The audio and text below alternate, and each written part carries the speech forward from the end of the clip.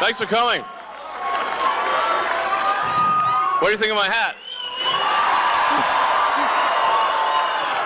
All right, I'm gonna sign the hat and I'm gonna throw it out.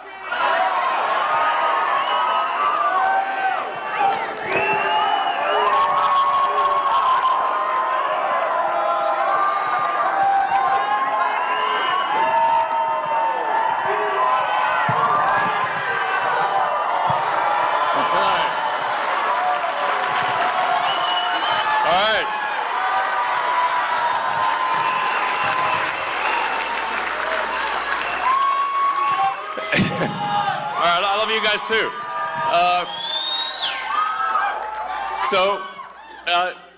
Well, thank you for coming out in support of this very important Supreme Court race in Wisconsin.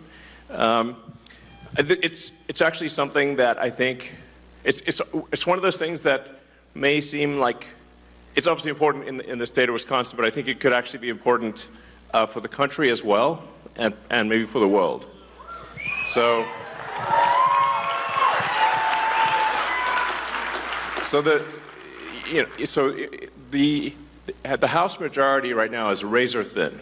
It's really just a few seats, and if the Supreme Court is able to redraw the districts, they will gerrymander the districts and deprive Wisconsin of 2 House seats on the Republican side. Yeah, exactly. The result of that could be that the House switches to a Democratic House. Yes, indeed. And then they will try to stop all of the government reforms that we're doing, and we're getting done for you, the American people. So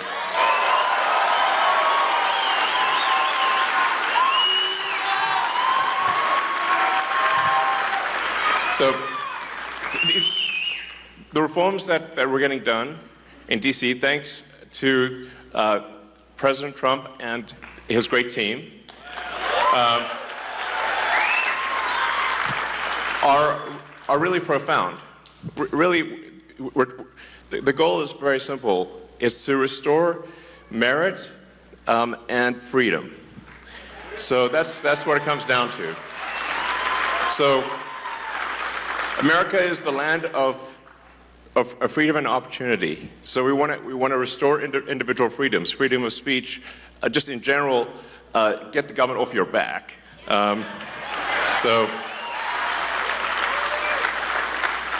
And then make sure that you succeed in the United States as a function of your hard work and your talent, and nothing else.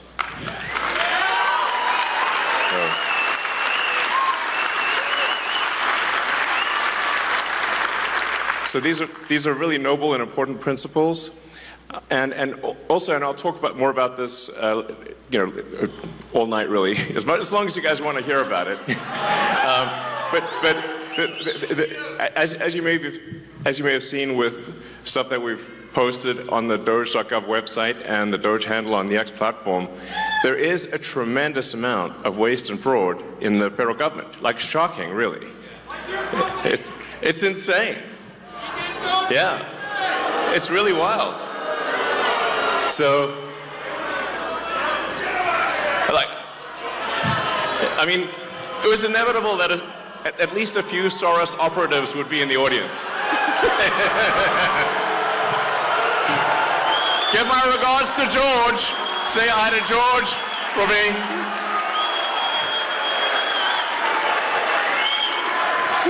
USA, USA, USA, USA.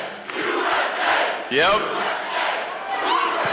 I mean, it was inevitable. I was waiting for that one. So, I mean, yeah, thank you. Thanks, guys.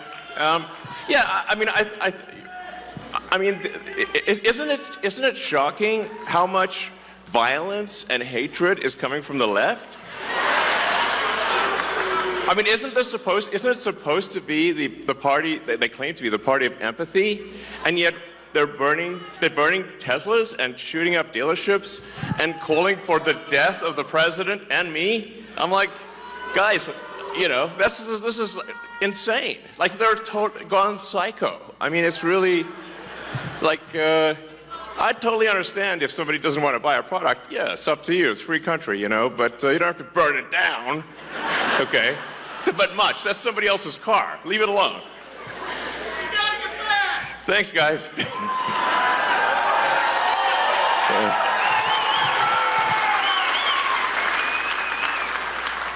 Yeah, so, man, the derangement level on the left is just like, it's blown my mind, frankly. I mean, I'm like, what is going on? They've just lost it next level. I'm like, it's like, whoa. And I sort of wonder what's, you know, the legacy media is in part to blame for this, and maybe primarily to blame for this, because, you know, it's really terrible. It's like, if they keep calling, you know, they've obviously called President Trump every name in the book. You know, I think there was one article that called the president worse than Hitler, Mussolini, and Stalin combined. And I'm like, actually, President Trump's not killed anyone. In fact, he's very good at stopping wars, not starting them.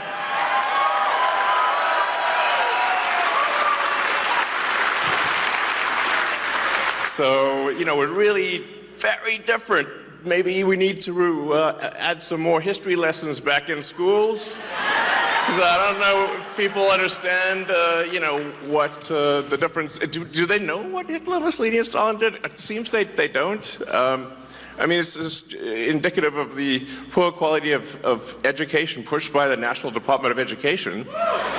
So, you know, that's why we want to restore freedom to the states, let the states decide on the educational agenda and not have something pushed by a bunch of neo-Marxists in DC. So.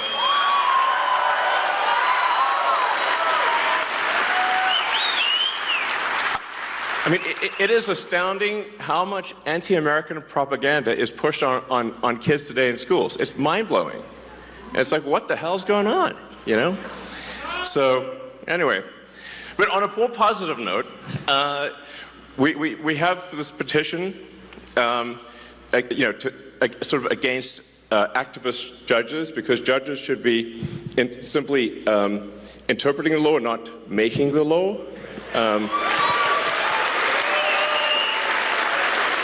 So, in appreciation for the support of people in signing this petition against activist judges, we just want judges to be judges, you know, which is a reasonable thing to ask for.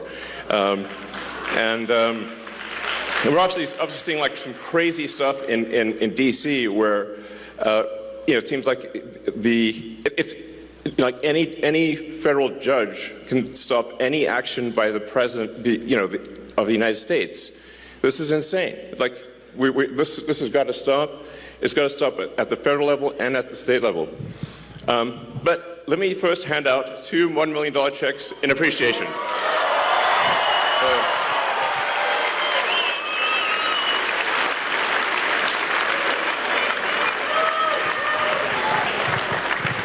Okay, so the first check goes to Nicholas Jacobs.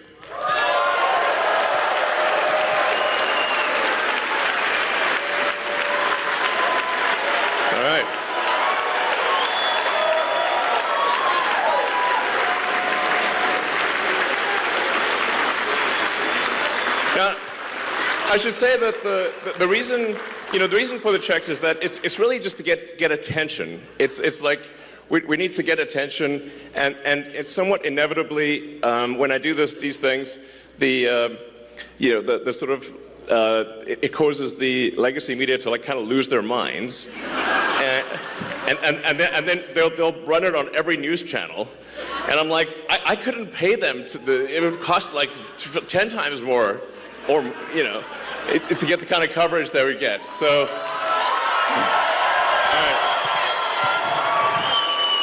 All right. Thank you so much. You're welcome.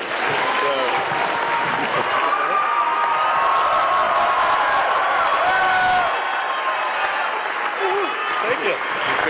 All right. All right. You can just, I guess, take it if you want. We'll get. I think we'll get you a real one too. So, and then the second one is to Ekaterina Diesler. Let's see, hopefully here.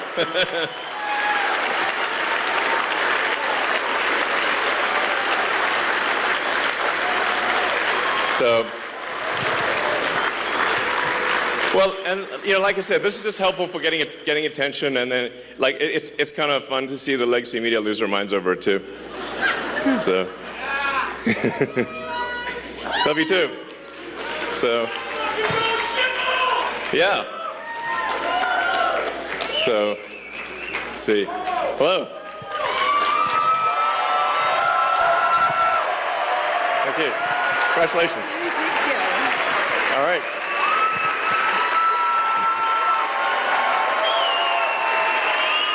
All right, congratulations.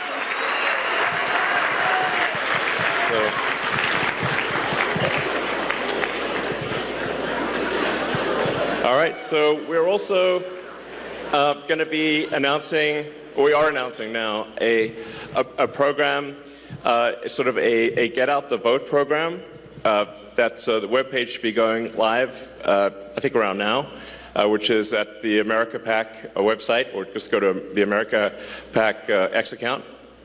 And the single biggest challenge, I think, is actually just making people aware that there is this very important election. And there's both the very important election for Judge Schimmel, as well as the deciding on adding voter ID to the Wisconsin Constitution, which is very, very important. So it's quite shocking that I mean, you can sort of tell where voter fraud is happening, where they ban ID, Like, why would you ban ID? Like, in New York and California, it's like illegal to show ID at an election. Well, I can't imagine why that would be the case. So two really important things is really just ensure judicial integrity on Tuesday, and then the voter ID thing. And, it's April Fool's Day. And it's like, I think most people aren't aware, like I said, most people aren't aware that there is this important election. Most people don't even know that there's an election at all. Or if they do, they aren't sure exactly when and where it is, and they aren't sure yet or they don't realize just how important it is. They think it's just, some kind of judicial thing that's not that important. But what's happening on Tuesday is a vote for which party controls the U.S. House of Representatives. That is why it is so significant. And whichever party controls the House, it to a significant degree controls the country, which then steers the course of Western civilization. So it's like, I feel like this is one of those things that may not seem that it's going to affect the entire destiny of humanity, but I think it will. No pressure. Yeah. So,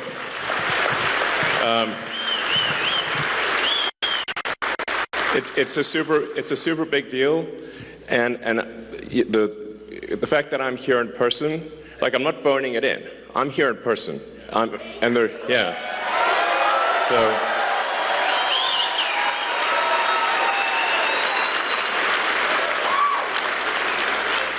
And there were quite a few death threats, I have to tell you.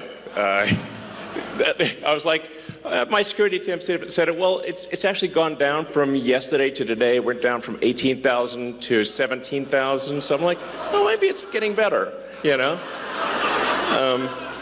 But you can see like how crazy some of these people are. Look at the two sort of people that tried to assassinate President Trump. I mean, I was, and one, they both almost succeeded. So it's real, like it's not like some imaginary thing. So anyway, what we're announcing is kind of like a block captain program where somebody can sign up to knock on doors in their zip code and encourage people to make people aware that there is a vote, and then aware of how important the vote is. So you can sign up to be kind of a block captain for your zip code on the America PAC website right now. Yeah, and if you do, it's like basically $20 for just taking a photo with somebody. It's pretty straightforward. You just knock on doors in your neighborhood, and give them either a digital or a paper, picture of Justice Brad Schimmel. It can be an approximation. It doesn't have to be exact. And they just have to say thumbs up and hold a picture of Judge Schimmel. And that's it. And you get $20. It's pretty easy. It's easy money. So, but the whole point of it is just to make people aware of the election and say that there is an election. It's on Tuesday, and it's super important. Please vote. So.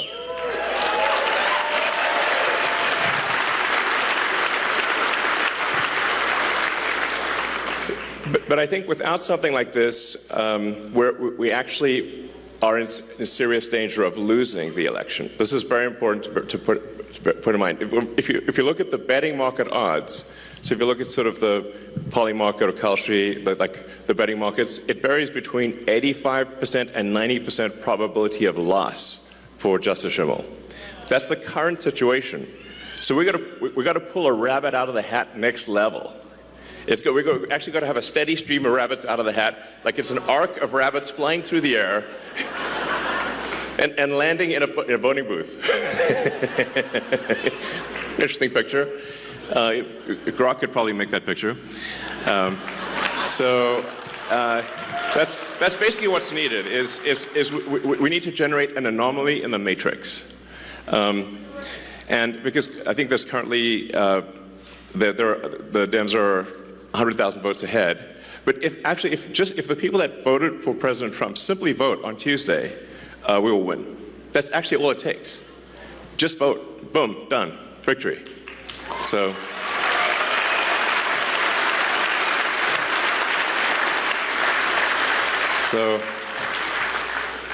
We basically need to dragnet the state. It's like everybody's gonna mobilize everywhere like crazy for the next 48 hours. And I think this will be important for the future of civilization. It's that significant. So you don't hear me saying that very often. It's a big deal. So vote for Super Judge Schimmel. I call him Super Judge Schimmel. So.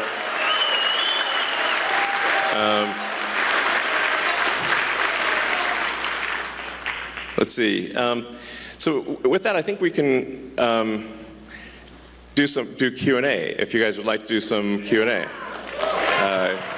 And I'm happy to answer any questions. It can be, about Doge or whatever you'd like to hear about. Because I think if you ask questions that the public would be interested in hearing, then those snippets will go all over the place. And it will be helpful to the public, at large, and maybe even beyond our country.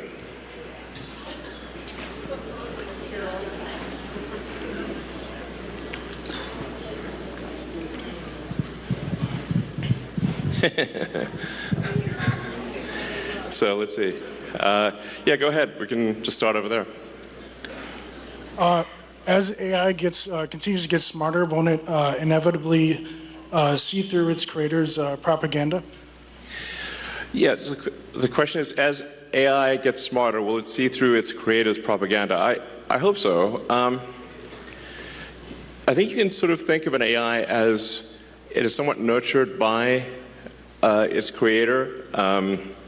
So you have to say, what is the operating principle? What is the North Star of the AI? If it's a somewhat corporate AI, it could be like it's just trying to make corporations happy, or it could be, if it's particularly some of the AIs that are trained in like the city of San Francisco, it's going to have kind of a San Francisco bias to it. Because you can think of like smart people as well, there are big differences in sort of beliefs among smart people. And so you can expect that there will be big differences in beliefs among AIs as well. With Grok, our aspiration is a maximally truth-seeking AI, which is like you always want to try to get as close to the truth as possible, even if the truth is unpopular. And that's our goal, which I think is a very important goal.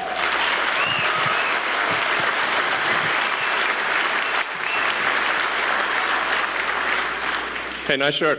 Oh, thank you. First of all, path of exile for life. But more importantly, as we see the whole world has turned to a fear-based mobilization effort. And we've seen that translate into violence. And the right's not immune to it because it can hit everybody's psychology. Sure. How do we beat that with optimism? Because that's going to be crucial to avoid mass eruption of conflict.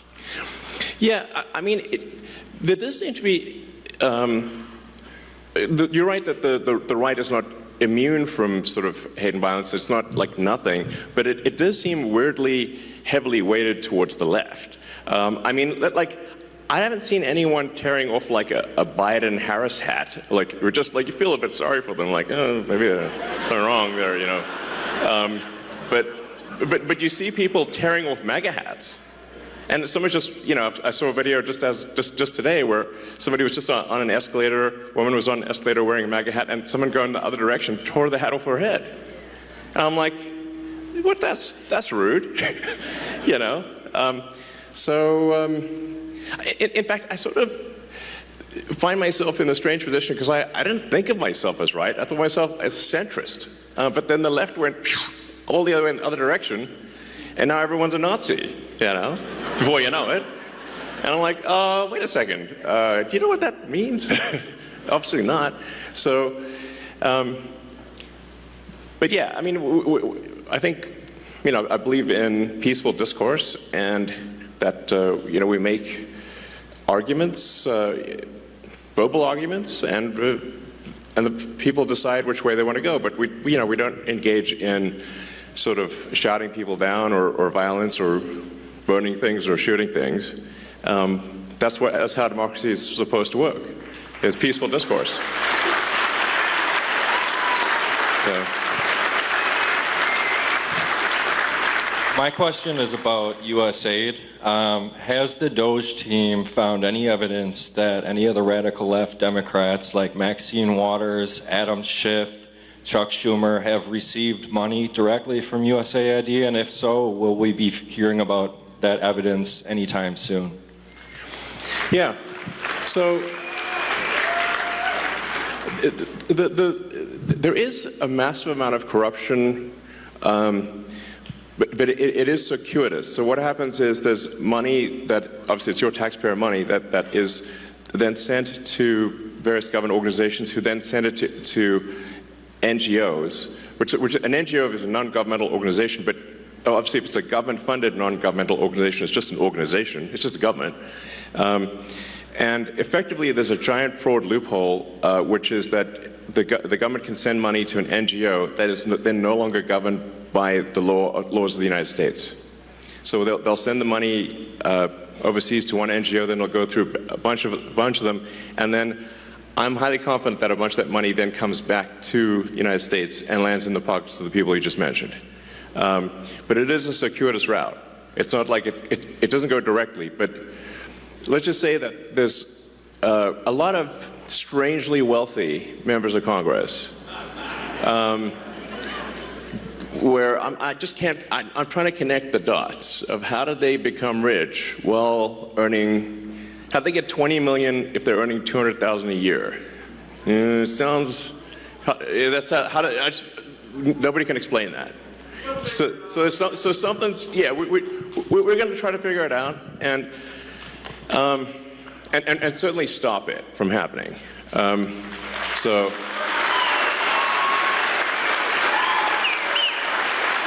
Yeah. I mean, just in general, there's the whole NGO scam is just crazy, yeah, it's blown my mind really. So yeah. Most of us here are aware of social media censorship, and I know you're keenly aware of it. Thank you for turning around X. Awesome. Welcome.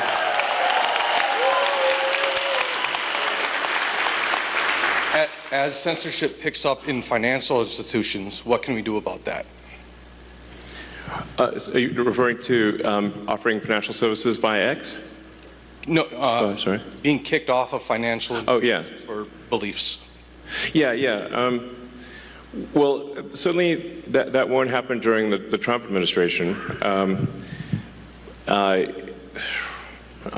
hopefully that can be enshrined in law, which is part of the reason why we need a Republican Congress.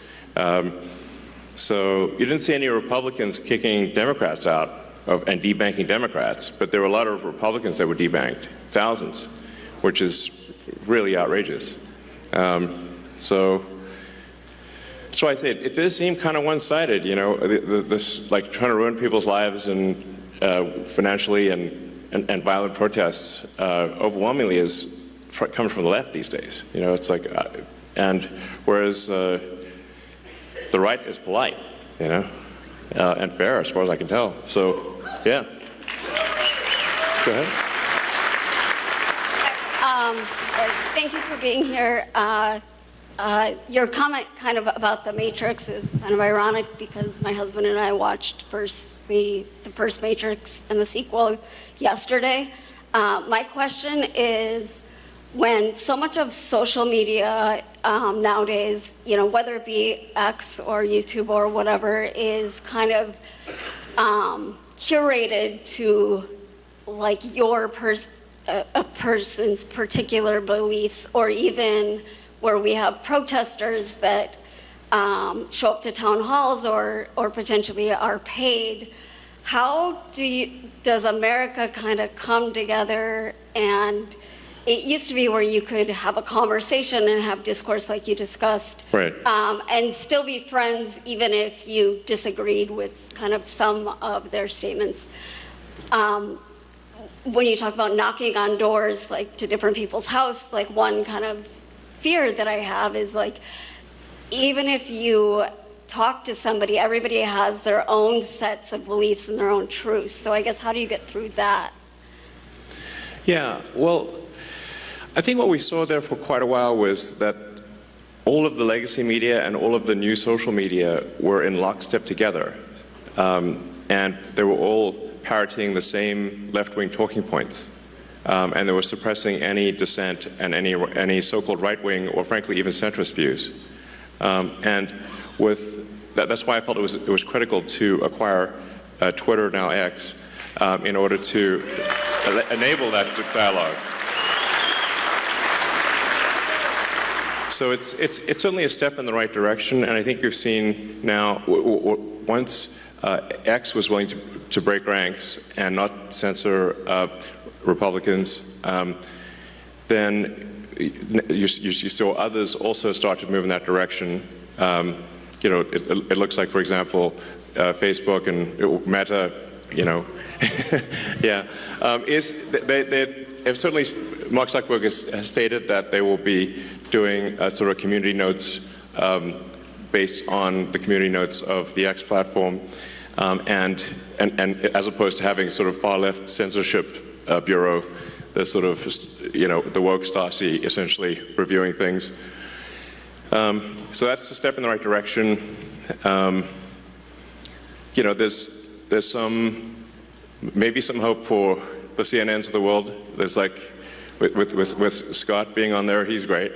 You know, he's like, I'm sort of hopeful that things that are moving in the direction where different points of view are espoused on, or you know, heard on legacy media and social media. So I guess maybe I'm actually a little bit optimistic about the future.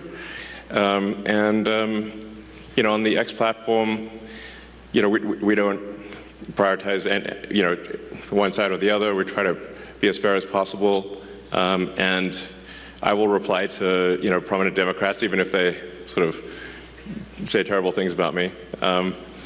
So, you know, it's like, yeah, we should have this discourse, and so I kind of think, at least on the media front, things are going in a good direction, but on the but I am kind of perturbed by the sort of how aggressive these protests are. You know, where it's like, you know, there are people at these protests calling for the death of the president and death of me and, I don't know, probably death of others. You know, that's the kind of thing that's not cool, you know. At the risk of saying something outrageous, calling for murder is not cool. So.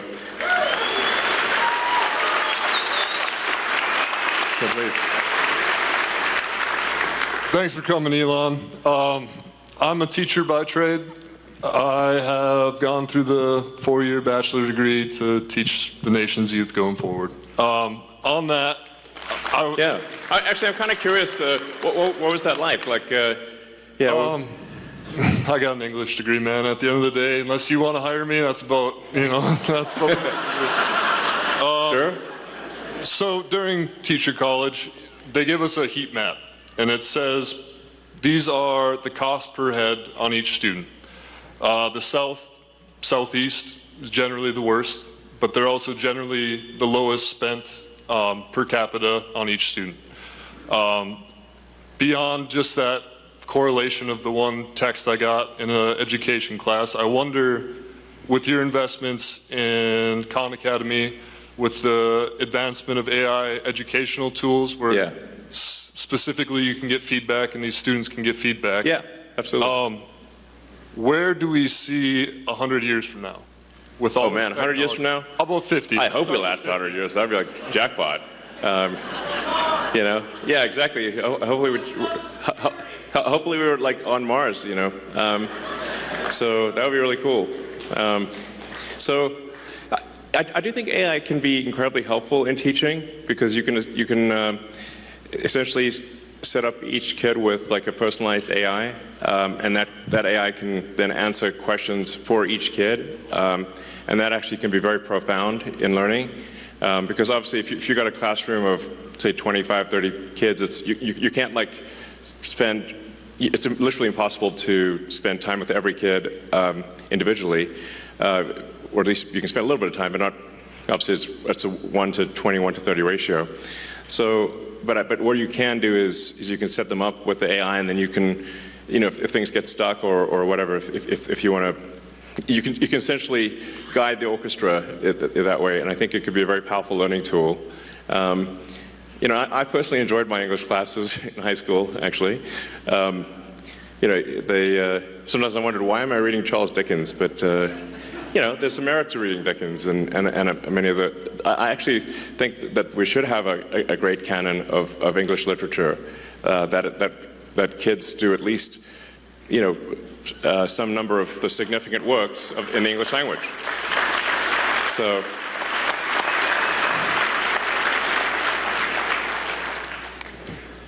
I mean, it seems like very obvious to me, but And another thing with regard to teaching is that I think teaching is a very important profession. If you look at the expenditures, there's a very big rise in the number of administrators, but not a very big rise in the number of teachers. And so that's really the big factor, which is we should have more actual teachers. And I believe in paying teachers well and having a lot of teachers, but we should say, why do we have so many administrators or non-teachers? So administrative expense has gone ballistic, but teaching expense is more or less flat. Doesn't make sense. So. First, I would like to apologize to you on behalf of America for the idiots you have to deal with for what you're doing for us to improve our country. Second of all, my question is, what is your opinion on the Federal Reserve, and do you have any intentions of doing anything with them? And the Fed!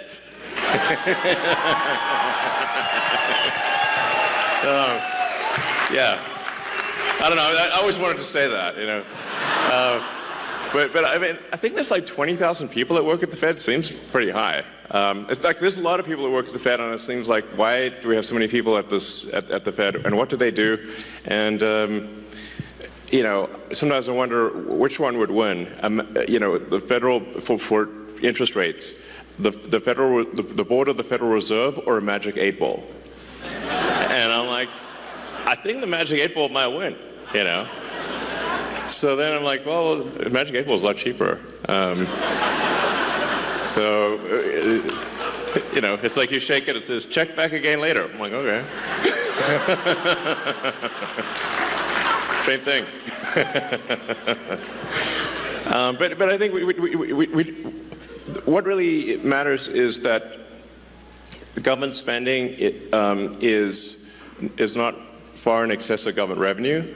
That's a fundamental issue that we have, where we have a deficit of $2 trillion, and we have interest payments that now exceed the entire budget of the military. In fact, that was a big wake-up call for me, was when the amount of money that we pay in national debt interest exceeded the Defense Department budget. I'm like, the Defense Department budget is very big, and interest is higher than that and climbing. That's a disaster. You know, so the very simple, straightforward goal of the Doge team is to get rid of waste and fraud. It's mostly waste. Or depending on how, you know, I'd say it's probably 80% waste, 20% fraud, something like that. But it's $1 trillion, so that's still a lot. And it's you know, it's gotta be.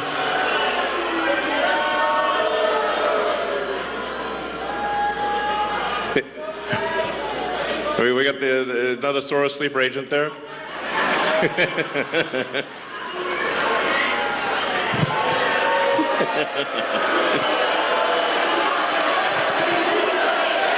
USA, USA, USA, USA.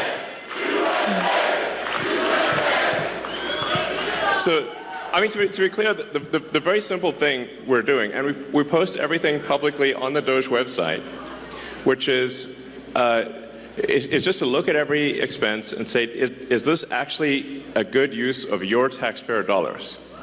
That's it. It's not super complicated. And the thing that's pretty wild, this is why I say, you know, I used to be a Democrat, and so and if you listen to the speeches of Clinton and Gore in the 90s, when they were going on about reducing waste and fraud, literally you wouldn't be able to tell the difference if, like, who said it, Doge or Clinton Gore. You can't even tell the difference. It sounds exactly the same. It's wild. So we're really just trying to restore common sense to government and say, like, let's not waste your money, and let's make sure it's spent well, and that's it. And in trying to save $1 trillion of expenditures, what we're saying is, of the $7 trillion in government spending, let's see if we can make it 15% more efficient. And I'm confident that we can. That's actually not a huge bar, by the way. So,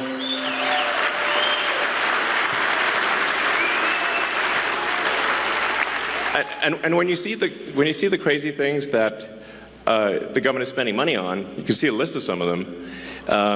You know, so, like, I don't know if we should be spending money on transgender comic books in Peru. That doesn't seem like an ideal thing to spend your money on. You know, why would we do that? If somebody in Peru wants to do that of their own accord, that's fine, but it shouldn't be your money that does it. So it just, and you know, we shouldn't be paying rent on empty buildings. You know, if I do think there is a role for government, but we just need to make sure, we're just going through and saying and doing what I would call like an excellent and necessary and reasonably trusted review of organizations and personnel. So is this person doing a good job? Great. Is the role necessary? If so, that's good. And are they reasonably trusted, meaning they're not a psycho? Like, we're not talking about like political affiliation, just that they're not crazy. So, you know,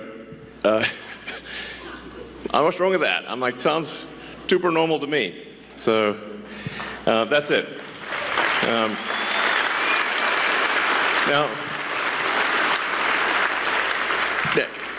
in this process, one of the things that we've discovered, which is, I think, on the fraud side, which is a really big deal, is that the Democrat administration, the Biden administration, has basically taken every arm of the U.S. government and bent it towards creating a financial incentive for illegal immigrants to come to the United States.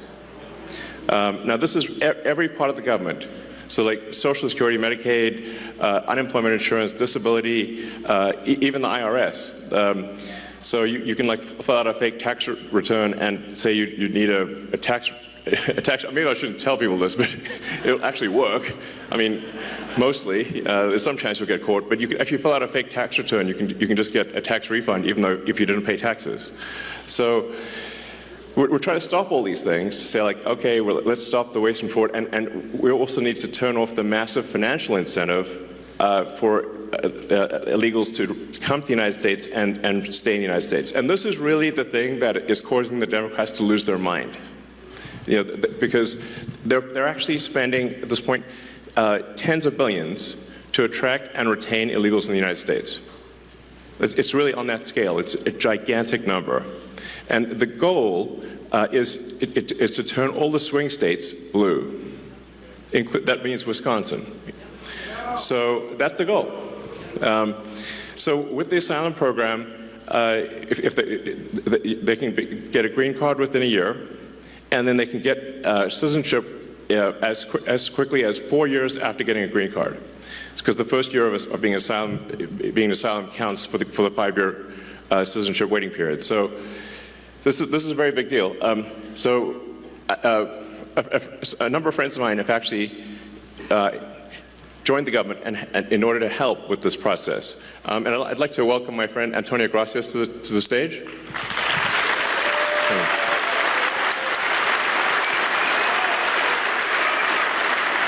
I think so. Does it work? I can give you mine. Does it work? It'll be okay. I mean, Buzz Aldrin's still alive, and he went past the belts. Work. Is this working? Yeah, it's on. Yeah, Yeah, okay, there you go. So, Antonio, can you tell us what you? Antonio is helping out with the Social Security. So, just trying to review Social Security, where you may have heard that we found 20 million dead people marked as alive in the Social Security database. This is so crazy. And then you'll notice there's a strange trend here, where how many Social Security numbers were issued. Do you want to? Yeah. So let me tell you what happened here. We started at the top of the system. You want to talk about a lot of maybe? We started at the top of the system, mapping the whole system of Social Security to understand where all the fraud was. And there's a lot of great people there that showed us really a lot of waste. And so that came up with a big list of stuff that we're working on. You've heard some of that already. But this is what jumped out at us. When we saw these numbers, we were like, what is this? In 21, you see 270,000 people, goes all the way to 2.1 million in 24. These are non-citizens that are getting Social Security numbers. Yeah, this is a mind-blowing chart. Yeah, just this literally blew us away. Like, we went there to find fraud, and we found this by accident. And this isn't political, by the way. My parents are immigrants. Yeah, this country's been great to us. My brother and sister are all born in Spain. I'm pro-legal immigration. This is not political. This is not political. This is about America and the future of America. And there are a lot of good people in the system that pointed this in this direction. I want to honor them right now. They work in the government today, who took risks to show us these numbers and tell us what's going on. Yeah. So I want to stop for a minute. I want to honor those people today. Very good people. Very good people. I have been from D.C. to Social Security offices to the border to track this down, and very good people have helped us along the way. I want to thank them. Yeah. This number, what this is when you come in the country, if you're an illegal, there's a couple ways to come in. You come in through a port of entry, and you can tell them you're afraid, and they'll give you an asylum case. You'll get an interview, then you get in. That's one way to do it. Another way to do it is to just go to the border. Literally, this happened. I talked to Border Patrol myself. Elon was there too. I went to Laredo, and I went to Bronzeville. Elon went to Eagle Pass. You walk up to a Border Patrol officer, and you tell them you want to come in. They have a couple of choices. They could charge you with a misdemeanor or a felony under 1325, or they can make it an administrative offense, like a parking ticket, basically. They were told to do that, make it an administrative offense under the last administration. And then you go walk across the border. They do what's called a release your own recognizance, and they give you an NTA, a notice to appear, which to appear to judge. The wait times on judges are like average 6 years. Look at Grok, you'll see it on immigration judges. There's only 700 of them. This is 5.5 million people. Okay? So what happens then? Once you're in the country and you got asylum through one of these pathways, and we've mapped the whole thing out, you can apply for a work document. You file a 765, it's the work form. You get this form called the 766, that's the authorization, and then Social Security Administration automatically sends you in the mail your Social Security number. No interview, no ID. This is worth, like, just reiterating. It's not, people sometimes think that under the Biden administration that he was simply asleep at the switch. He wasn't asleep, they weren't asleep at the switch. It was a massive, large-scale program to import as many illegals as possible, ultimately to change the entire voting map of the United States and disenfranchise the American people and make it a permanent, deep blue, one-party state from which there would be no escape. Look, if I hadn't seen this myself, I'm not sure I'd have believed it. I went through it myself and mapped it, and Elon is right. This is true. The defaults in the system from Social Security to all of the benefit programs have been set to max inclusion, max pay for these people, and minimum collection. That's what's happening. We found 1.3 million of them already on Medicaid, as an example. We've gone through, on every benefit program we went through, we found groups from this particular group of people, this 5.5 million people, in those benefit programs. And then what was really, really disturbing us was why. We're asking ourselves why. And so we actually just took a sample and looked at voter registration records. And we found people here registered to vote in this population, yes. And who did vote. And we found some by sampling that actually did vote. And we have referred them to prosecution at the Homeland Security Investigation Service. Yeah. Already. Already. That is already happening. Right now. Yeah. And the truly disturbing thing, though, I just want you to know this, a truly disturbing thing to me, and the darkest thing about this to me, the voter fraud is terrible, but the human tragedy this created is extraordinary, because what you don't understand, and people don't know, and Americans need to know, that's why I'm here, is that human traffickers made $13 to $15 billion off of this, okay? That's the money that's going around the world, moving people around the world to our borders because of these incentives. How does it work? What happens? Hey, if you're in Africa and you're in Central America, you got to walk up through Mexico, through Central America. Who do you pay? You pay the narcos, you pay the traffickers, right? And we were told by ICE, it's between $20,000 and $500, depends where they pick you up, to walk across all those countries and get all the way up to the border. Where's that money goes? It goes to the cartels. It goes to human traffickers, right? There are 30,000 children that have not appeared on the notice to appear already. ICE knows this. 30,000 children, 270,000 children didn't even get notices to appear. ICE told us that kids are being trafficked back and forth across the border to complete families to make this easier. This is a human tragedy. It's not just the money, it's the people and the kids. And how many of these people died on the way up here that didn't make it in? What happened to them?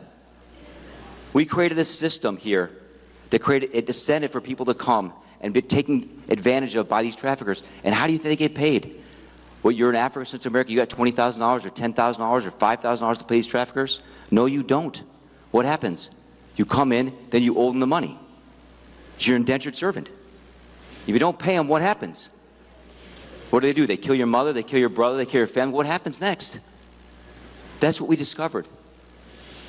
And I have to tell you, it's tragic to me. The tragedy, the human tragedy this created is extraordinary. That's the real problem. This is America. We don't do this here in America. Yeah. We don't do this here in America. People come here legally, and that's great. Elon came here legally. My parents came here legally. That's the way to do it. This is outrageous. Yeah.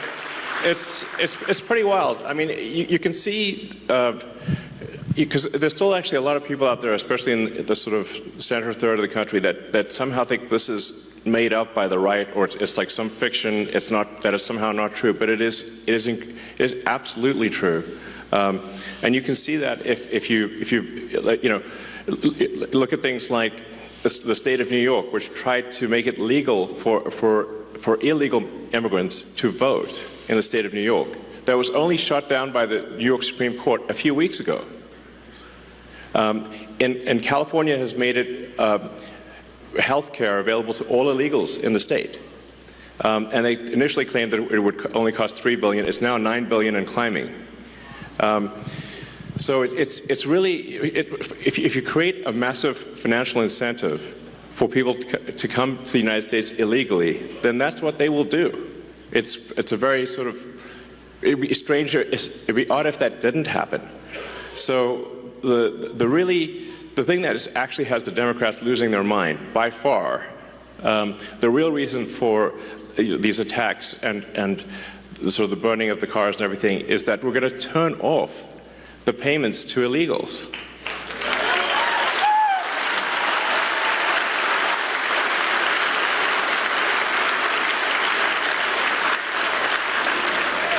Because, yeah, I mean, because that's not the deal. You know, it's simply not right. You know, if you look at that thing with the Roosevelt Hotel and, like, you know, the luxury hotels in New York, where the Federal Emergency Management Agency funds were being used to house illegals in luxury hotels in New York that the average American can't afford. And they were giving a welcome package and $10,000 debit cards and everything else. Like, it's super real. I mean, it's like, I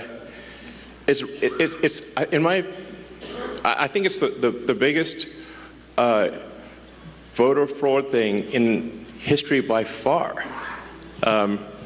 And moreover, if left unchecked, it would have succeeded. As Antonio mentioned, the time frame for going from asylum to citizen is roughly 5 years. Yep. And so all of the people that came in on that chart that you saw, if the machine behind the Kamala puppet had won, then, you know, they change out the puppet, but it's the same machine. Then they would have actually legalized all those people, and there would be no swing states. And they added more. Remember, it was doubling every year. Yes. It went from 1 million to 2 million. It was going ballistic. Going ballistic. And it is just, these people are just entering the benefit programs now, by the way. Right. We're seeing the ramp happen too. And these are just the ones that are in the system. This doesn't count the other, you know, 7.5, 8 million that ICE thinks are out there. Yeah. We don't know if they have numbers. The number is totally uncontrolled. The voter ID requirement in this state is super important because of this. Yes. Because the Social Security number, it's not supposed to be a federal ID number, but it basically is. That's how you access all the benefits. This is why we need voter ID, because this thing is not secure. You could walk into a Social Security office today as an adult in America, and get a Social Security number enumerated with simply answering 6 or 7 simple questions and showing some forms of ID that are not federal ID. Well, you could just actually make it up. Basically, you can show basically like a fake utility bill, or you know, show a medical bill and a school ID. Yeah, medical bill and a school ID, and you can get a Social Security number. Yes. And then from there you get on the voter rolls, and then Yes. basically Dem operatives will farm the vote. Yes. So you know, the problem with this obviously is that if you turn the swing states blue, then there are no swing states, and then we're in a permanent one-party system. And as soon as they win that, they'll have the House, the Senate, the presidency, they'll pack the Supreme Court, then they'll double down on the illegals, just like California. So we've already seen this happen in California. California is supermajority Dem. So, but at least California is held back by the fact that people can move out of state. Once you can no longer leave America, they'll be far worse than California. So the gravity of the situation is severe. Help us clean up Wisconsin border wall. Yes. Yes. Absolutely. So, I mean, it's really simple stuff. Just, you know, having you know, photo ID to vote is like, you can't like buy something at the liquor store, but voting is more important than you know, buying a beer. So You're gonna need a real ID to get on an airplane. You can't fly anywhere. Yeah, and like the same people who are saying that there should be no voter ID at voting stations demanded vaccine ID from everyone. Yeah. I'm like, that's weird, you know. So it's really about just restoring integrity to the voting system, which really should not be a right or left cause, but a cause for all. Do we not all want integrity in the voting system. Of course we do. Yes, of course. Yes.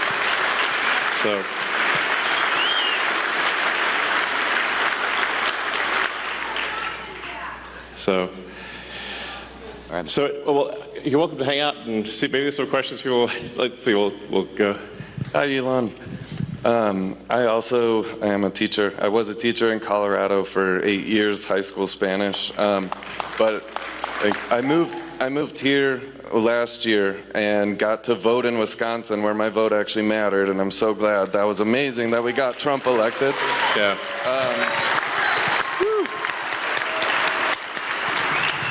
And I was listening to, I believe it was Patrick Bet-David. He called this perfectly, where he said, when Trump gets elected, he's going to go from enemy number one to Elon's going to be number one.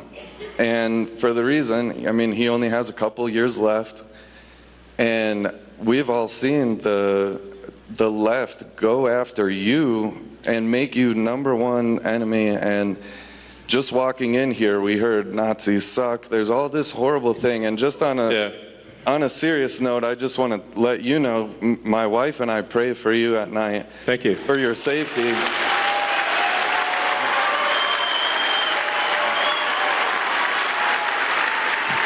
And guys. Yeah. Thank you. I got to watch my hand gestures these days, you know. Yeah. But I think this one's safe, you know. You know, it's like, you can't wave to the crowd. You don't know what'll happen. And I've been a fan of yours for like a decade, and I've been a walking Tesla ad to anybody who talks to me, even though I never had a Tesla until I came to Wisconsin too, and it's 10 years old, but it's the best Model S I've ever had. Thank you. It's incredible. Thank you. But I just wanted to ask you if it would be okay. I brought my dad with me. He's a pastor, and I just thought, if it's okay with you, I would love for him to say a prayer for you as well, for your protection. Sure. Thank you.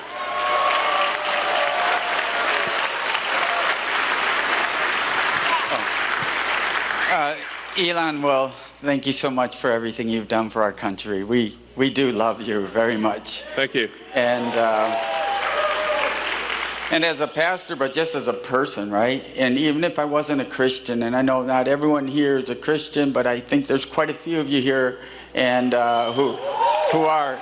Either way, we love all people. That's not the issue. The issue is fairness, what you're talking about. The issue being just, and the justice being a weapon instead of lawfare, instead of actually just, and all this corruption you're talking about.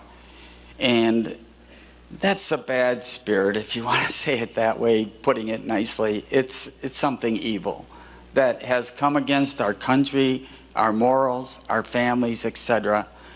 And then you and the president and others getting attacked with this outrage and this hate. So if you would, allow me to pray. Thank you. You'd all who want to, please join me, bow our heads and pray. Gracious Heavenly Father, we are thankful for our country. We are thankful that God does bless America, and that God is the source of all goodness, love, and provision, and that you, Lord God, have provided a great nation with a great history. And although we've gone through many rough times, you're still very present and active with us. Thank you for protecting President Trump from that fatal attack. And we ask that you envelop and protect all of those who are fighting for justice, for freedom, for order, for dignity, and to reward people according to merit.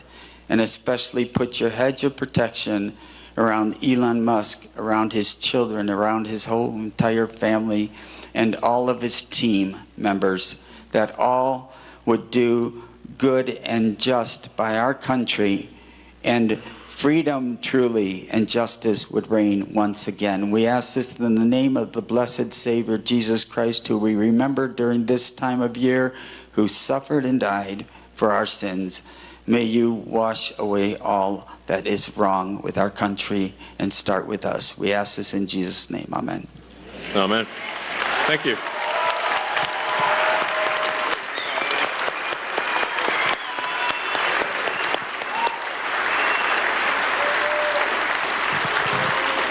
Thank you very much.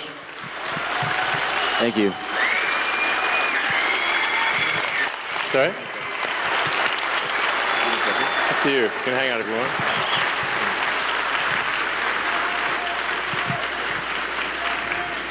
Well, that was beautiful.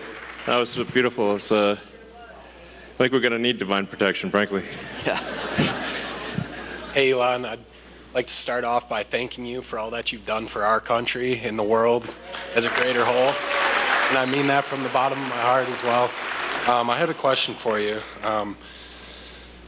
As you go about your decision making at Doge, how are you able to keep your moral North Star and not set precedents when it comes to overstepping democratic processes simply because the end justifies the means, and have outcomes similar to the last election with Democratic presidential candidate being appointed without due process that just further polarizes the country? Sure. Also, on a side note, one more thing. Do you see a place in the long term for decentralized technology in society and government?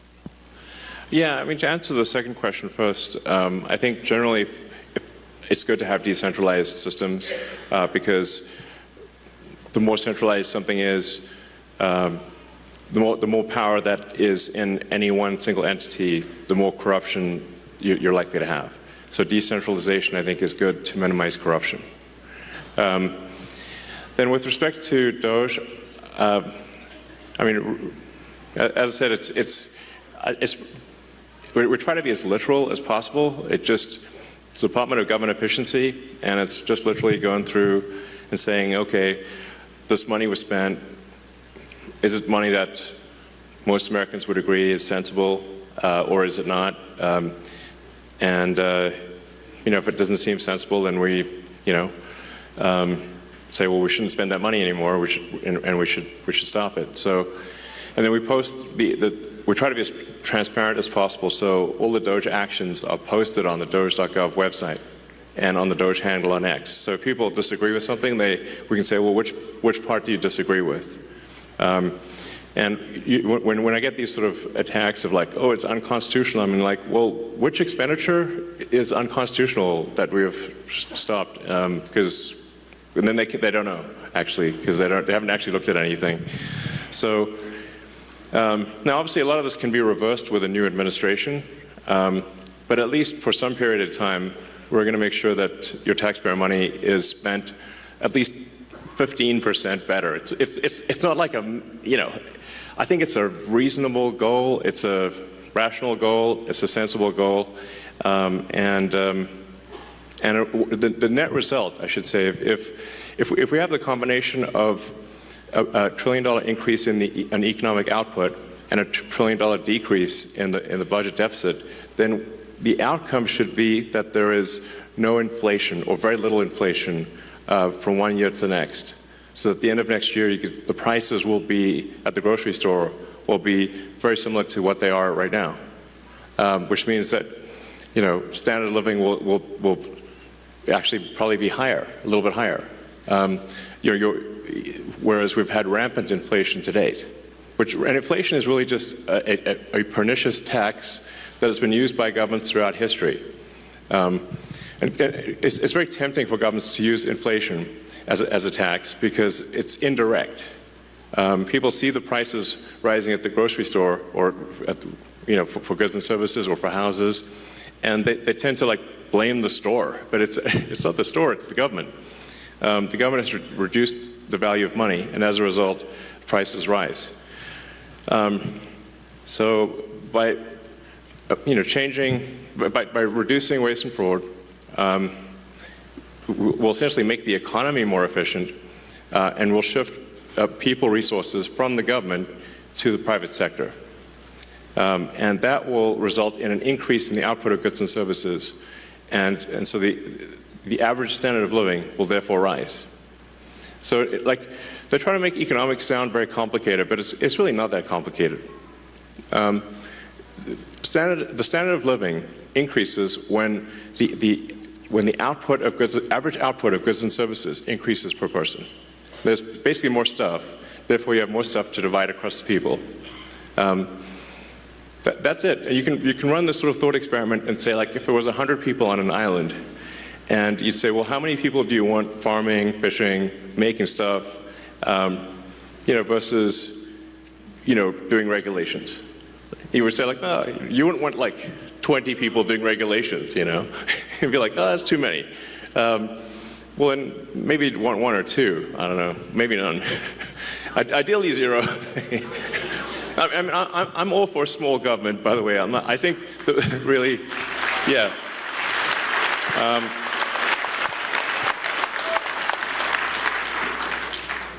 When the United States was formed, there were only, you had the Secretary of State, the Secretary of War, which I think is a more accurate name than Defense, but it was Secretary of War for a long time. And you had Secretary of the Treasury, and you had the Attorney General. That was it. And if it were entirely up to me, I'd be like, let's make it like that again. Yeah. Howdy, gentlemen. I've got a quick question regarding government and transparency. Do you think Dogecoin may ever be used, or the Dogecoin blockchain to be used for maximum transparency? Well, the names are similar, but they're doing two very different things. In fact, I was going to call it like the Government Efficiency Commission, but that's a super boring name. And then the internet said, no, it needs to be called the Department of Government Efficiency. I was like, well, the internet is right. So we changed the name from Government Efficiency Commission to Department of Government Efficiency. But there are no plans for the government to use Dogecoin or anything, as far as I know. So that they happen to be similar names, but really we're just literally trying to make the government 15% more efficient. It's kind of like most of the work that's being done it's kind of like homework. It's not like it's just work, frankly, it's like washing the dishes. It's not like, it's a lot of it's not super fun work. It's just, going through and looking at every expense and saying, why does this department have like 10 times more software licenses than people? That doesn't make sense. Why is the government spending $10 million a year on Politico subscriptions? That doesn't make sense. There's just one thing after another like that. It's like things that are just kind of boring. So it's like a ton of boring stuff. Like you do hear about like the sort of weird stuff that makes the headlines, but most of the costs that are being cut are just very basic, boring things. It's like homework at scale is what I'd call the Department of Government Efficiency. Elon, can I add something? Yeah, I think this question about transparency. I'm really selling it here. Yeah, no. I would say the principles that Elon has set out for Doge they begin with truth. Truth. Find the truth. Number one, find the truth. Why? Because the government's gotten so big that actually the people don't even know what's there. Yeah. They don't know the source of truth. So these licenses, it's not like people bought these licenses because they're bad people and they wanted to pay Microsoft. They just kept buying licenses because Microsoft gets selling them. I mean, it's that strange. Yeah, and we don't want to pick on Microsoft. It's like every software company, by the way. Any software company. Pick software company X. They bought these licenses because they just thought they should buy more licenses. More people coming in and there's no one there. People aren't coming back to the office, right? It's just finding truth. The number one principle is truth, and then transparency is number two, I think, on the list, right? So find the truth, make it public, make it transparent. And number three is, man, do it fast, make it efficient, and be urgent. Yeah. Those are the principles that Elon's put into Doge.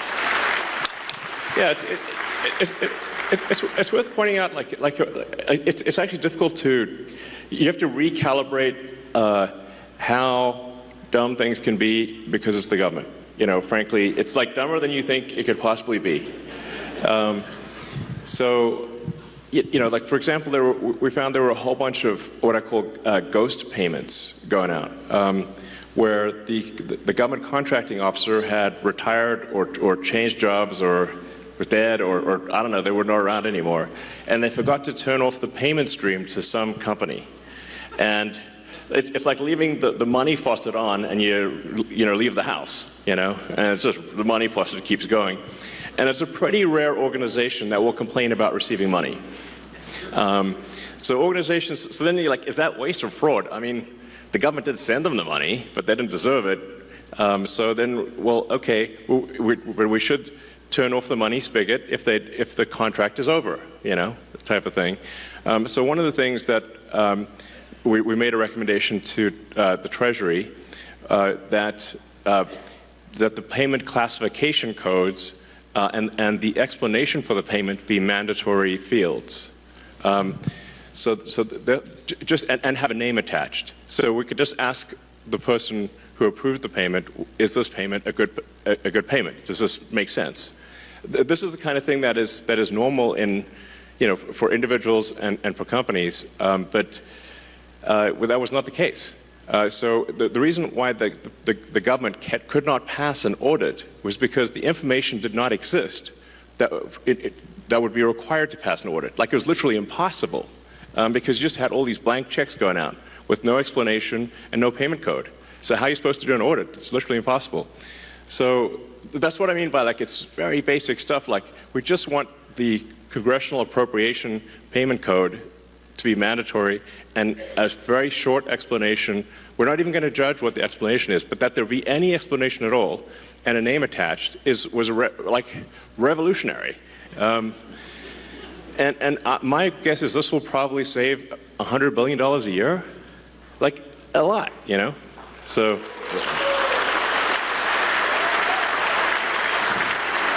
Maybe I could tell a little story from Social Security Administration that people might like to hear too, which is at Social Security Administration, they have passed their audit actually. They've got, I don't know, about 100 material deficiencies, but they passed their audit.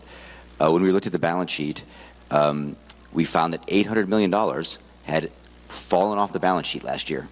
$800 million. What do you mean it fell off the balance sheet? It's exactly the question I asked, Elon. Thank you. Where did it fall to? Exactly. Where did it fall to?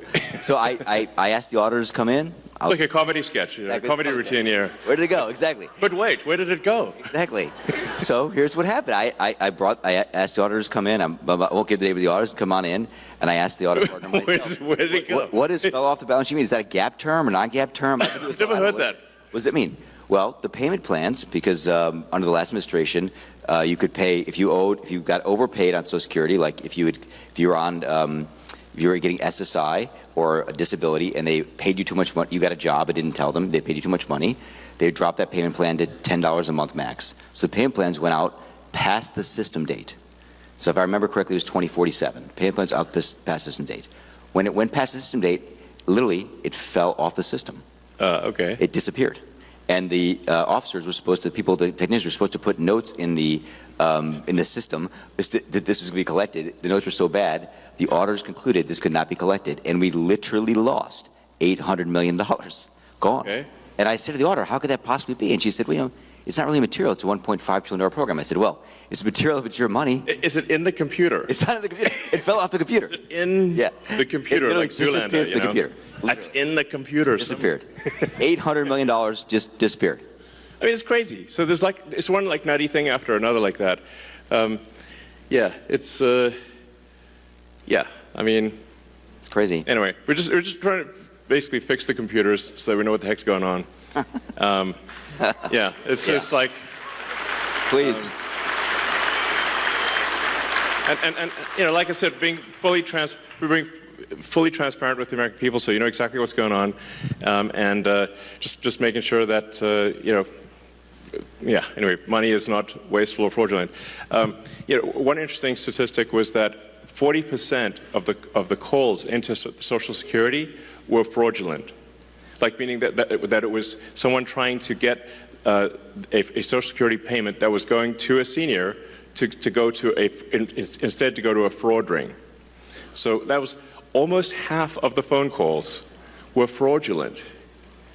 Probably the other half were people asking, what happened to my Social Security? This is true, actually. Like, hey, where did this is bananas. Yeah, I mean, we found this, actually, the people there at Social Security knew this was going on. And they had been complaining about it for a long time, and no one fixed it.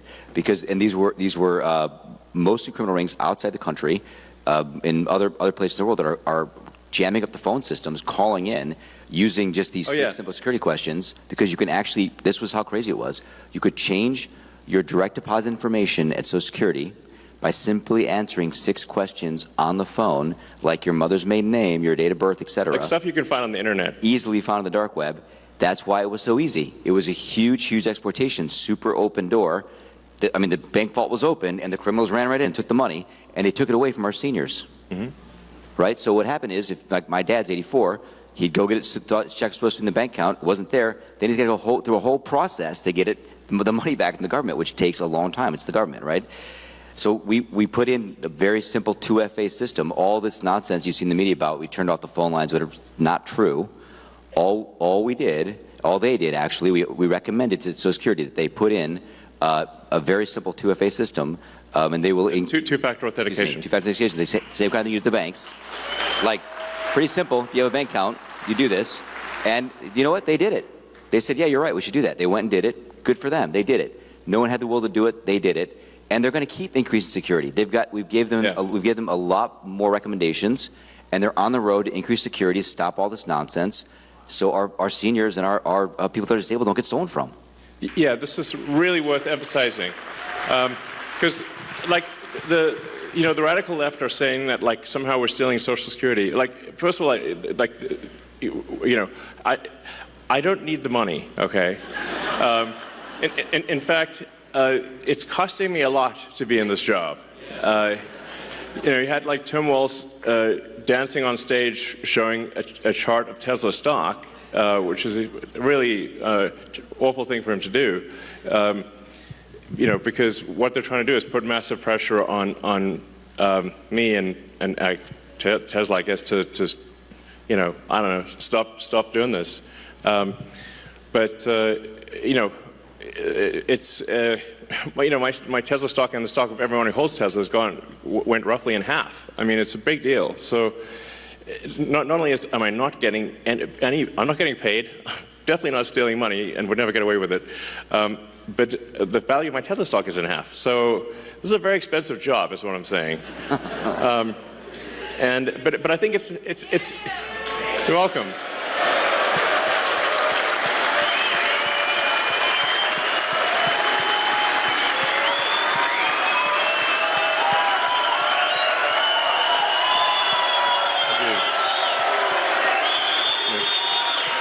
Thank you.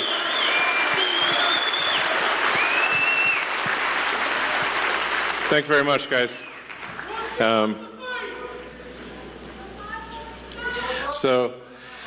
But long term, I think Tesla stock's going to do fine. Maybe it's a buying opportunity. But the actual thing we're doing is making sure that people do get their Social Security and that it doesn't get stolen. 100%. Yeah. Sorry, go ahead. Hi, Elon. I got a question for you about Dodge. Great shit, too. Everybody in this room has got a bunch of money sitting in a bunch of little boxes in a bunch of different states. And it turned into crickets when you brought it up online that you were going to go check our gold. And I'm worried about the Democrats and Joe Biden's last administration with the money not being there.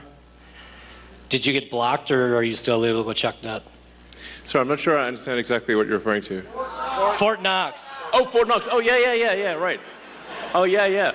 Well, that's up to the president, of course. But I think it would be, I think it would be awesome to live stream Fort Knox. I mean, that would be really fun. And after all, it is actually the gold of the American people. So the American people should, it seems to me, have a right to see their gold. Hopefully it looks really cool. You open the doors, like, is it there? Like, is that really gold? Let's check. So maybe it'll be really interesting. I'm all for it. The president says he's interested in doing it, so hopefully that happens. So, all right. Good evening, Mr. Musk. How are you? Good. How's it going? Good, good. My name is Vito Gabriel. I'm 18 years old. This is my first election that I'll be voting in. So, great. Very exciting. Oh, actually, that reminds me. So it is actually possible to both register to vote on Tuesday. If someone has not registered to vote, they can register to vote in Wisconsin, and they can vote the same day. So even if somebody's not a registered voter, you can do everything on Tuesday. So, a bit of backstory. When I was younger, 8 years old to be exact, my father put me to work in my family's restaurant. And it led me to want to start my own business and to be successful just like you. And in my opinion, you're one of the most successful businessmen to ever live. And so, what advice would you give to young entrepreneurs who want to start their own businesses and give back to this great country? Well, sure. Well, it is very hard to start a business and have it succeed. You know, it is true that most businesses that start do not succeed. So, I mean, I guess I'd really just say, you know, if there's a product or service that you think is really needed, then you go out and you make that product, or you produce that service, offer that service, and try to be as useful as possible, really. You know, it's like whether, you know, it's a great restaurant or store or a technology company or whatever the case may be. It's really just like, are you doing things that are useful to your fellow human beings?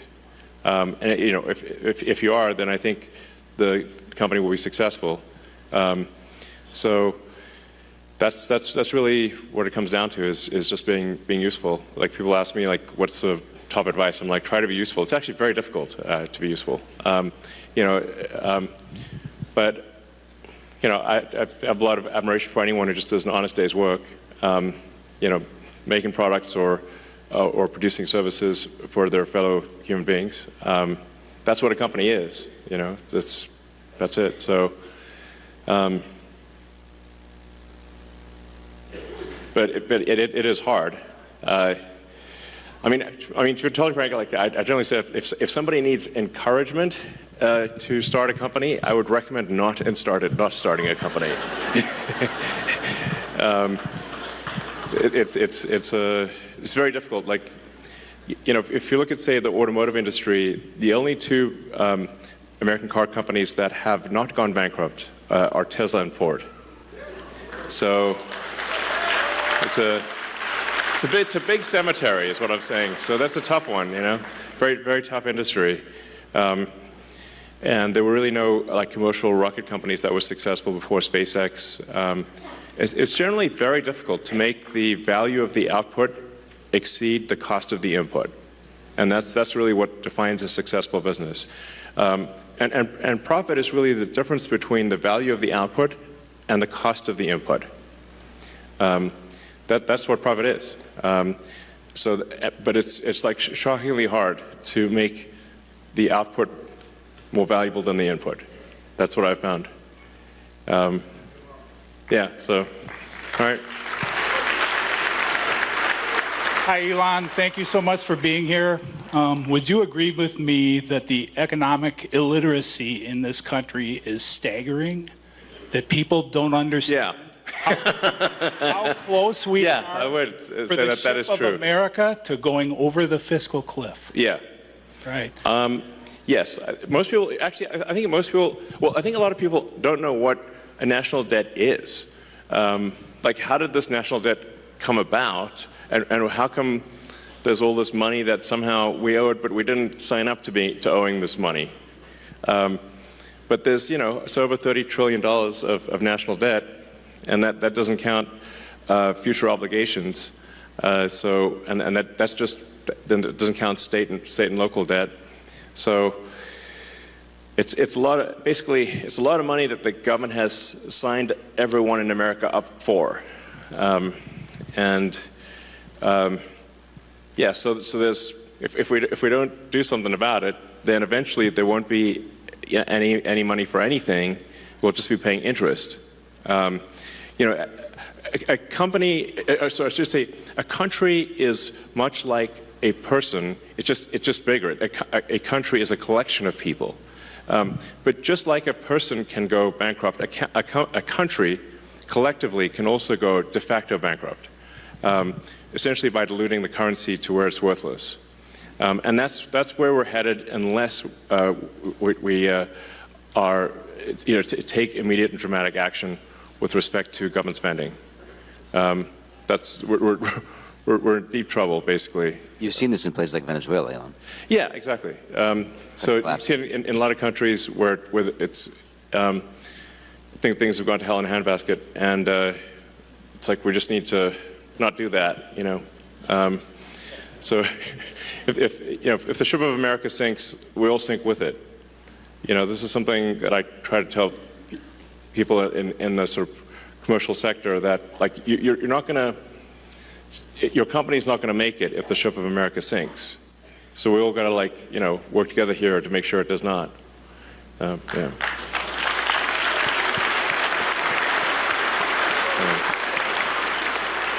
Antonio, feel free to ad-lib as you wish. I know. This is the only place left to go. That's great. Right, exactly. I don't think we can run off to some other country and be okay. It's America. You know, I will die in America. I'm not going anywhere. I will too. I mean, I might go to Mars, but that'll be part of America. Yeah.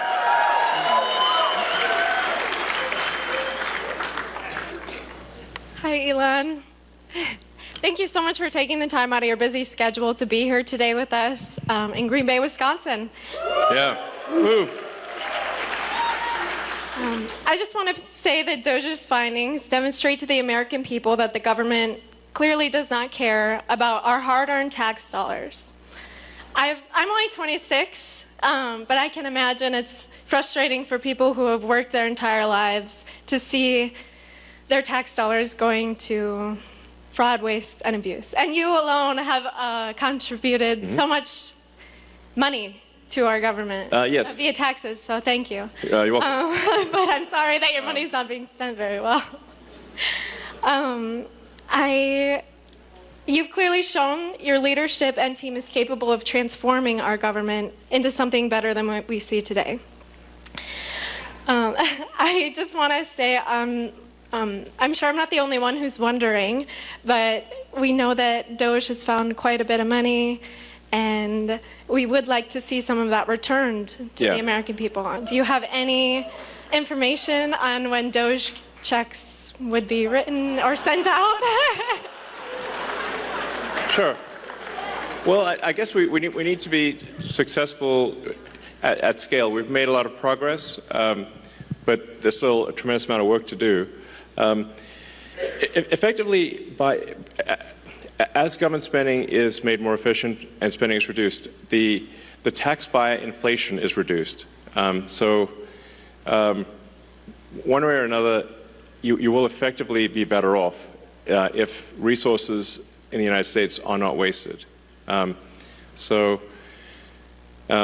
it's you know, it's somewhat up to the Congress and maybe the President to, you know, as to whether specific checks are cut. But whether a check is cut or not, if you reduce wasteful spending, the economy is going to be better off. There will be, people will do more useful jobs than before. The total output of goods and services will increase, and then the average standard of living will increase. So that's yeah.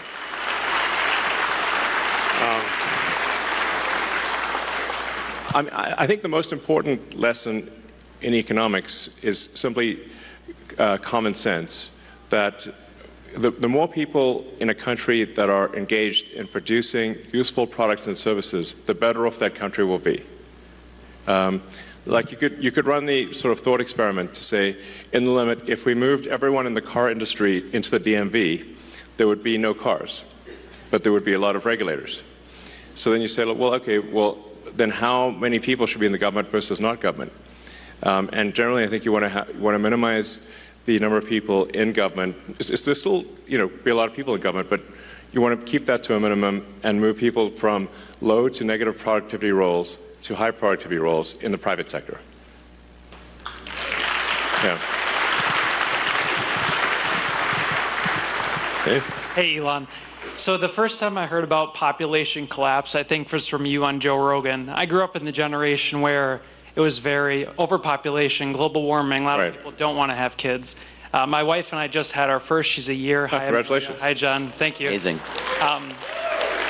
And I'm finding out very quickly a lot of these things I was told about having kids, losing personal freedom, it's well worth it. I mean, I would recommend it to everybody, as I'm sure you would. And absolutely. I mean, I've been banging the baby drum for ages. Yes. Yeah.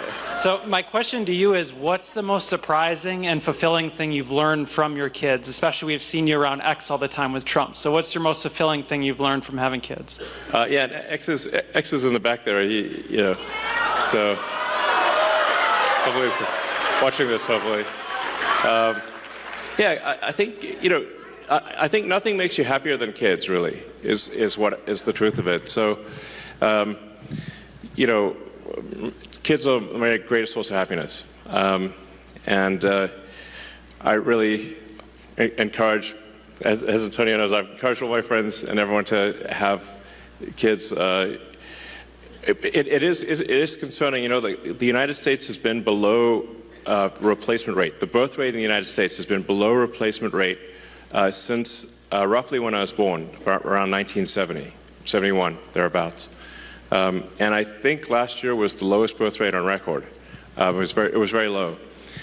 And then we're seeing this trend in almost every country on Earth.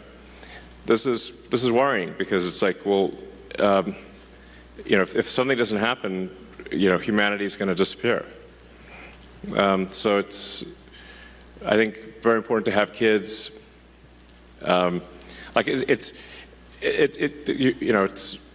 Kids will make you very happy, and there's also like we got to keep humanity going here. No humans, no humanity. It's like, Elon practices what he preaches too, by the way. He's having lots of kids. Sorry? You practice what you preach, and yeah, for sure. And he tells all his friends to do it too. I can tell you that for sure. For sure. Yeah. So, all right. Hi, thanks for coming. My name's Adam. I'm a postal worker. I'm wondering if you could give some insight into some of the reforms or changes that DOJ might be looking at for the Postal Service. Well, actually, perhaps I can ask you what should DOJ be doing with respect to the Postal Service? I'll write you a letter. Okay. I suspect you have seen that things are not entirely perfect in the Postal Service. Yeah. Yes.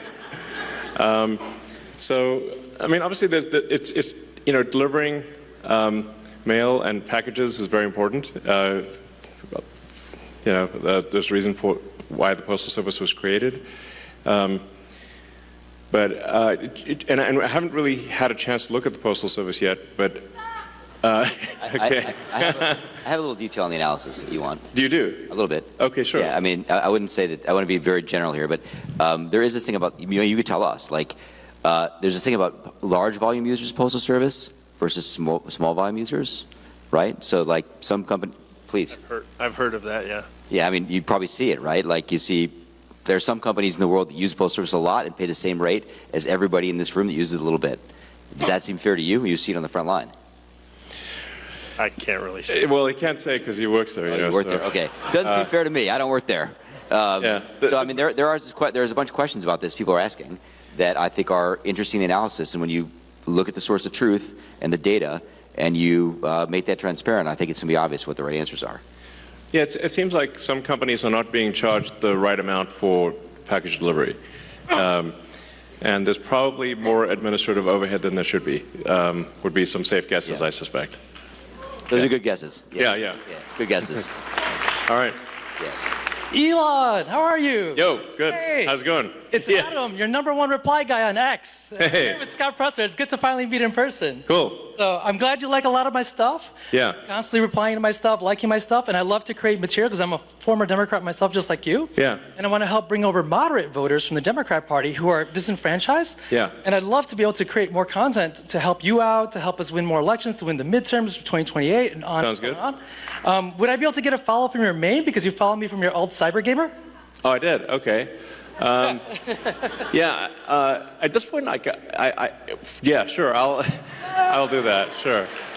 I mean, it's right now. I used to only follow maybe a few hundred accounts, and it was possible to read a lot.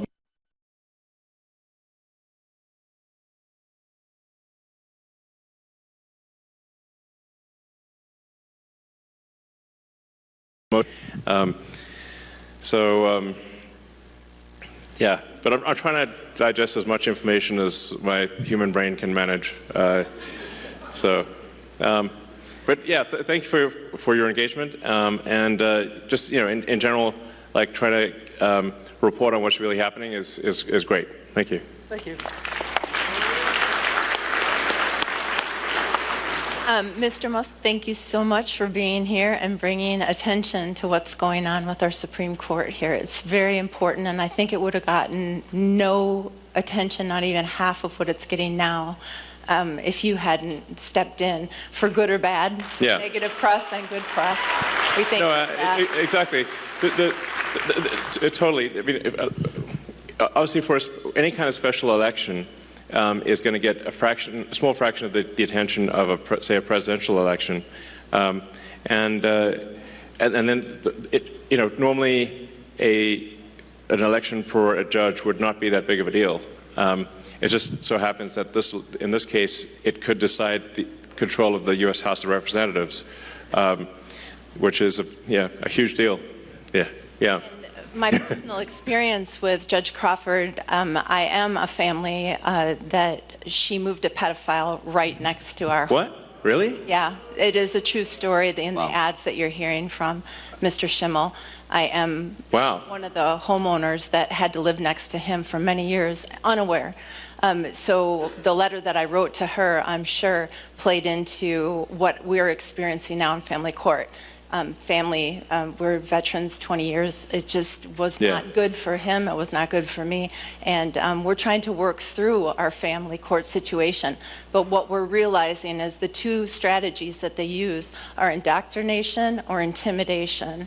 And if you step up and say, we're a practicing Catholic family, the result is her band of merry rogue judges and the court affiliates and the commissioners will flood the family court, have flooded the family court system. Yeah. So I guess my question would be, regardless of what happens with this very important vote, let's not forget what's happening in the family court system in Dane County, Wisconsin, that's being flooded with these rogue judges and affiliates and commissioners who then, if you don't subscribe to what they're saying, they will just wipe out your ability to raise your family or proceed with your family in a way that you feel your culture dictates, your religion dictates, your financial background dictates. It has gone completely bananas. And I'm wondering what you can do to keep the light shine on our court system in Dane County. It does have a lasting effect on families, and it will breed out our ability to raise our families in the spirit in which we feel is most healthy for our children, and the sanctity of our family. Absolutely.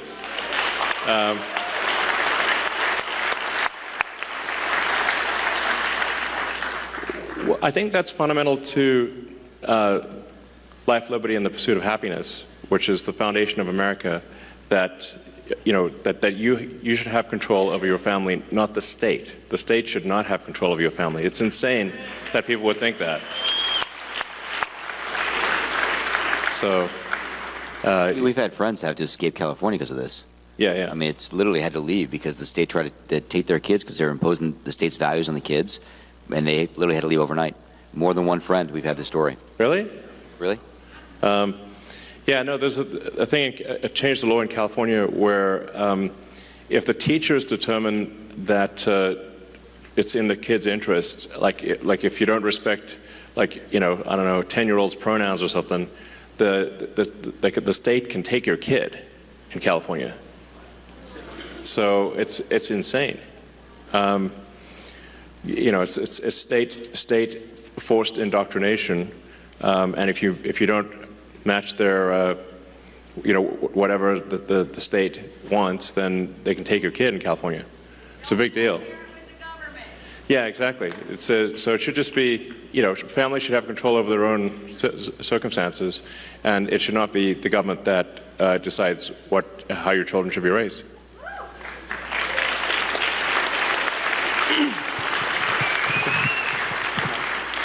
Hey, Elon. My name is Josh. There's a lot of questions, I see. There is. We're going to answer everything at this point.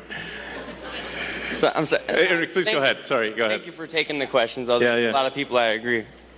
So I was wondering, I noticed that there was a second Mechzilla being built at the Starbase. Are we going to go for a launch for the Artemis mission coming up? I mean, that's a very sort of space question. So there are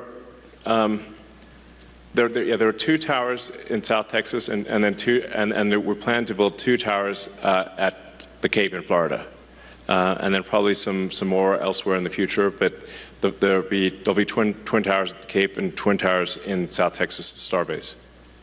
So, all right. Hey, Elon. Good to meet you. Thank you for everything you're doing for the country and the world. Yeah, thank you. I have 2 questions. They asked me to keep it short. Sure.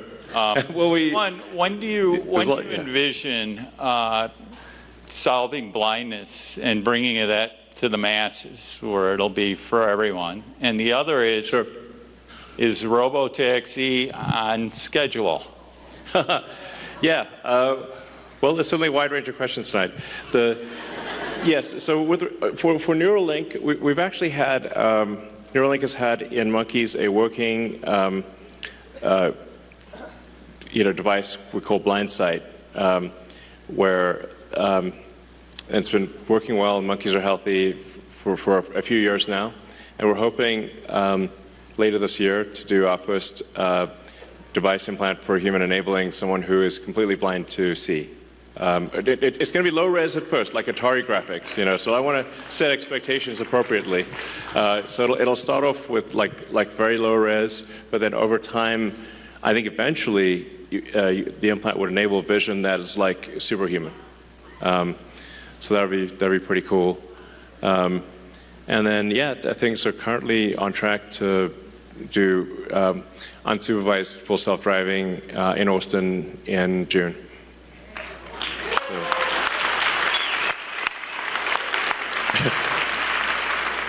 So I think we probably we'll take maybe 4 more questions, so just 2 from that side and 2 from that side, and then we'll call it a night. So go ahead. Oh, thank you so much. First of all, you are beyond absolutely legendary and an absolute true hero, so thank you so much for everything you're doing, achieving, accomplishing. You've done so many impossibles. It is astonishing. Thank you. But my name is Brian Wright, and I've been filming from last year all the way into this year a docu-series on finding peace. And during this election year, the episode was how many lines do we actually need to cross in order to be able to find peace? And I wanted to ask you, where do you feel like we are in this divide? Are we so far divided as to where there's no coming back to the middle? Or where do you see us being? Yeah, we should restore the Smith-Mundt Act so that the government cannot spy or issue propaganda to the people. I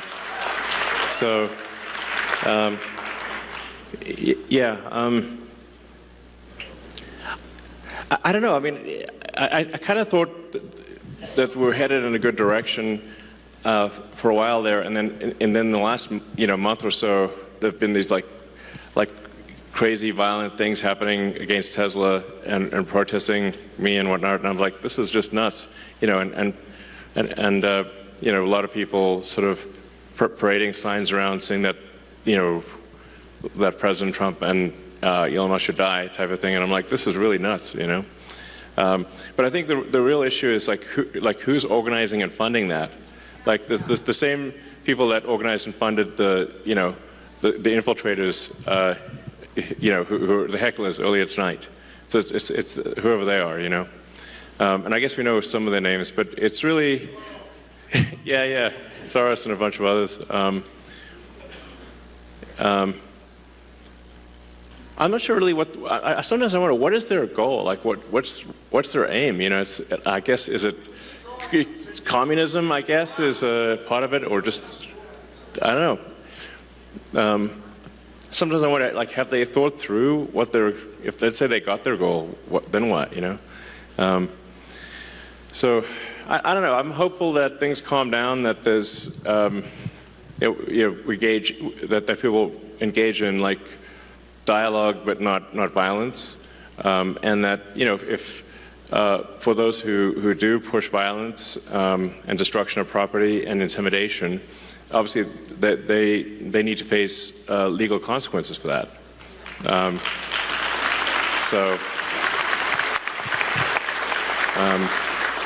And the president has said that, you know, that needs to happen. Obviously, if people are pushing violence and destruction of property, that is against the law, and they need to face the consequences of that. So, thank you. Yeah. Thank you, Elon.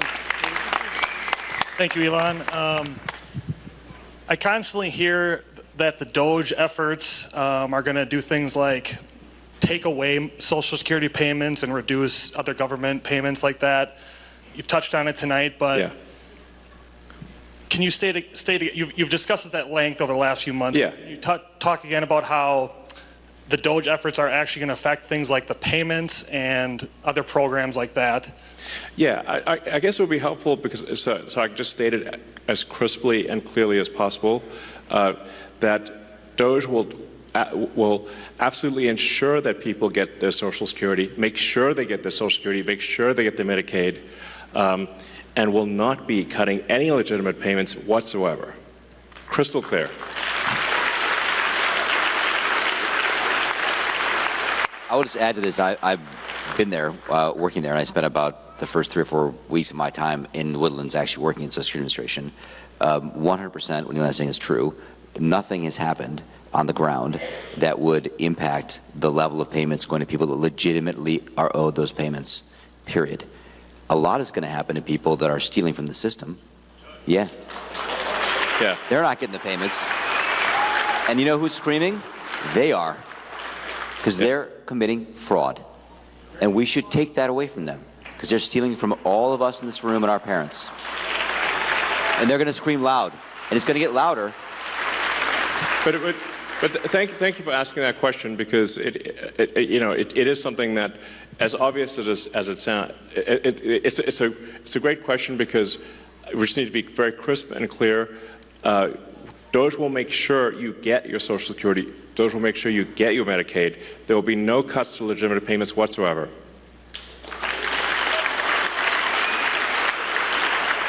I'd like to go last, if it's okay with the other gentleman. Would you like to go, sir? No. Please go. Ready. Thank you. Mr. Musk, thank you so much for coming to Wisconsin. I just want to thank you for calling out bad ideas on X. You do that like every 30 minutes, and if I don't see something, I'm like, wow, is Elon okay? Yeah. Yeah. And we all know that ideas have consequences, and bad ideas have victims, and thank you for speaking up for victims. And a few nights ago when you spoke with Brett Baer, when you were being interviewed, and he asked you, what keeps you up at night? And like that other question, you answered, and you paused, and it was depopulation. And I was waiting for you to say, like, oh, the death threats against my life, or the national debt, but depopulation. Yeah, depopulation is a really big deal. It's not on people's radar. Why is that?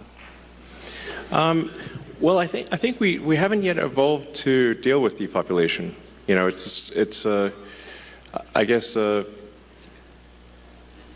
it's something we better evolve to deal with. or we're going to disappear.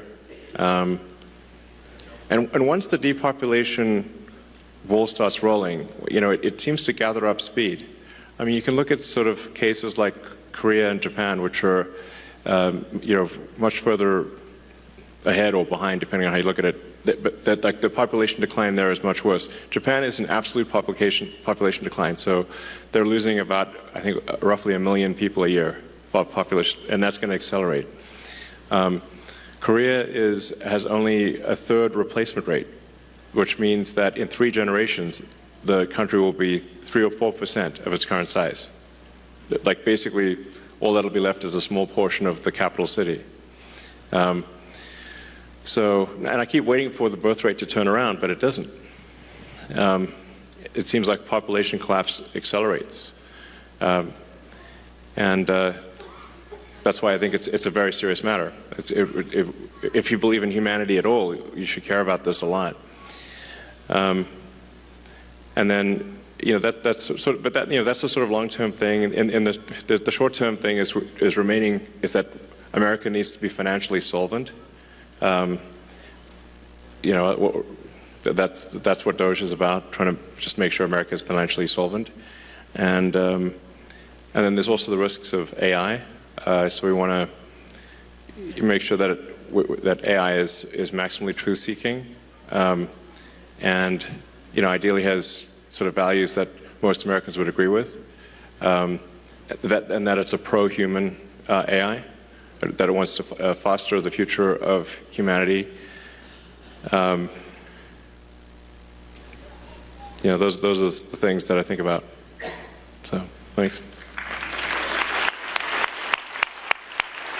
Elon, my name is Matt Haas, like Bonanza, Big Haas. I own and operate a small business here in the Fox Valley. And tomorrow I actually get the honor and the privilege to host Brad Schimmel at our shop, Springhetti Landscaping. Great. If anyone's in the valley. Sounds good. Come down, 4:30 tomorrow. We're having a shindig to have Brad stop by. He's going to come and give a little speech, get some, that's what this was about, was Brad's election. Yes. And so I just wanted to say, in your opinion, what is Brad going to do for small business owners like myself? Well, I think he's going to help get the government off your back. So that's a big deal. For anyone that starts a business, it's like you used to just be able to open a store and not get like a zillion permits and licenses and everything. That's how America, you wanted to make a product, you just made the product. And you didn't have to satisfy a massive body of regulations and get a permission from all sorts of agencies.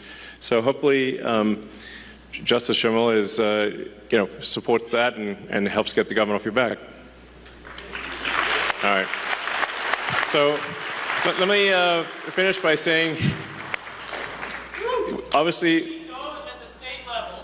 yeah, those at the state level will be cool. But just remember, the importance of the election on Tuesday is gigantic. It could decide the future of the House of Representatives. It could decide then the future of America and the future of the world. So it's absolutely critical that you need to just drag friends and family to vote on Tuesday for Justice Schimmel and for voter ID. So, thank you. Thank you, guys. Thank you.